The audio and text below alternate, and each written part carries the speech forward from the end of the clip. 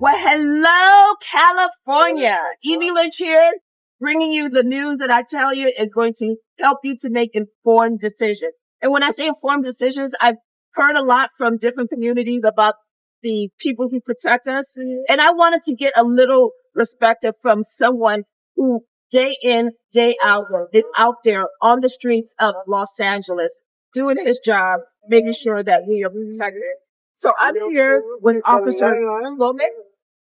And Officer Slovic is a peer support officer for his department. And sometimes we don't think about, when we think about PTSD, we don't think about our officers with boots on the ground here in our city. So I want him to share some of his experiences and the experiences of people he has dealt with.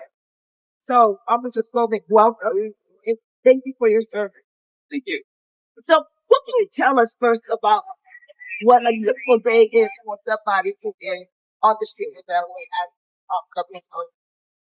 Well, I think typical is a difficult word to describe Carolina work. That is that every day can be completely drastically different. We can be in an event like today where we're meeting community members and introducing ourselves, and 10 minutes later I might be in a horrific traffic accident or seeing a shooting or a robbery. So it's definitely a lot of variety and change in our line of work. And when people say, defund the police, and for me, that means we have fewer of you on the street. How would defunding the police affect your ability to serve and protect here in Los Angeles? I think you're exactly right. Defunding the police would lower the number of officers on the street, which obviously less officers is going to make it more difficult to respond to the number of calls that come in for service. Delaying the response time when somebody calls that has an emergency, there's less of us out there to respond, and they have to wait for us to finish helping one individual before we can move on to the next, which giving the bad guy a longer chance to get away and less likely opportunity to get caught. Yeah. So I know that there are a lot of people watching right now who have experienced some type of tragedy in their life. But so have you. And I talk a lot about PTSD and how it affects a person's ability to just do everyday tasks. In your line of work, how is PTSD treated for the officers that have to deal with trauma? Fortunately, I've had the opportunity to be part of the peer support cadre, Los Angeles Police Department, and as far as department go, we have a robust number of individuals who work all facets of the department, from command staff all the way down to new officers that are out there in the field doing the job, experiencing similar things that officers have to.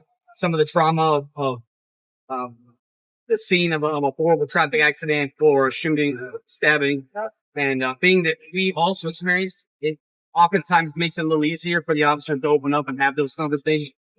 And we also have city employees with degrees in psychology that are a great resource and asset to the peer support cadre to help facilitate conversation and assisting with fellow officers getting through those stuff.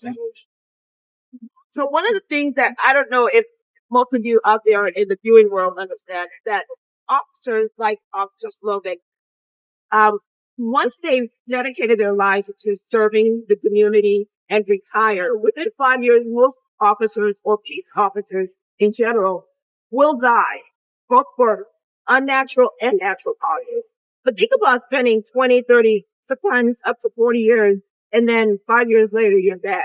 The majority of your life was spent serving others, and within 5 years, you're gone. So we really do appreciate what you do, Officer Slovic. Thank you. And I think if you get a chance, take the time to come to one of these events. This event today is Coffee with a Cop here in Los Angeles on Western and Slauson. I told you I'll profess y'all, so this is my home.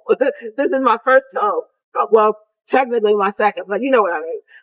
So I want people to know the officers that are serving in their area. Come to these events, and if somebody wanted to get involved, how would they be able to contact you or somebody that's in charge of one of these events? So they can reach out to any of their local stations, LAPD.online, and get all the events coming to your local neighborhood. And I do appreciate you encouraging people to come out and meet us and find out that under this uniform, behind this badge, we are human beings. Oh, really? Oh, is that it? Yes, that being said, I want people to know, hey, he actually was raised here in the city, in the hood, right? Because people would look at him and say, oh, that's a white boy from, Huntington Beach. But no, he was raised here. Okay. So don't judge a book by its cover. He cares. Other officers care. Get involved, get to know them. You'd be surprised. Once again, this is Ebie Lynch coming to you saying every single day, keep igniting Savior's spirit. Thank you.